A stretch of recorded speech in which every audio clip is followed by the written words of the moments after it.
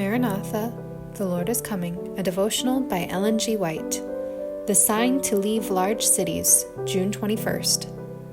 When ye therefore shall see the abomination of desolation spoken of by Daniel the prophet, stand in the holy place, whoso readeth, let him understand.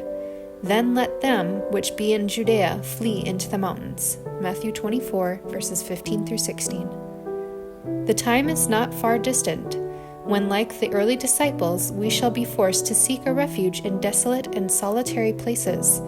As the siege of Jerusalem by the Roman armies was the signal for flight to the Judean Christians, so the assumption of power on the part of our nation, the United States, in the decree enforcing the papal Sabbath, will be a warning to us. It will then be time to leave the large cities, preparatory to leaving the smaller ones for retired homes in secluded places among the mountains. For years I have been given special light that we are not to center our work in the cities. The turmoil and confusion that fill these cities, the conditions brought about by the labor unions and the strikes, would prove a great hindrance to our work. Men are seeking to bring those engaged in the different trades under bondage to certain unions. This is not God's planning, but the planning of a power that we should in no wise acknowledge. God's word is fulfilling. The wicked are binding themselves up in bundles ready to be burned. The trades unions and confederacies of the world are a snare. Keep out of them and away from them, brethren. Have nothing to do with them.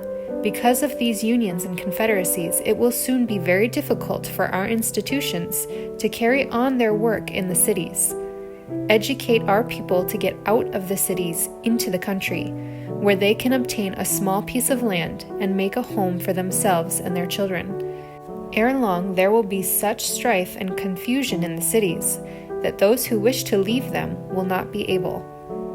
We are not to locate ourselves where we will be forced into close relations with those who do not honor God.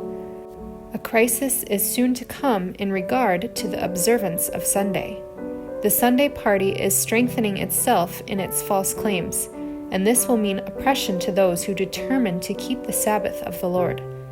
If in the providence of God we can secure places away from the cities, the Lord would have us do this.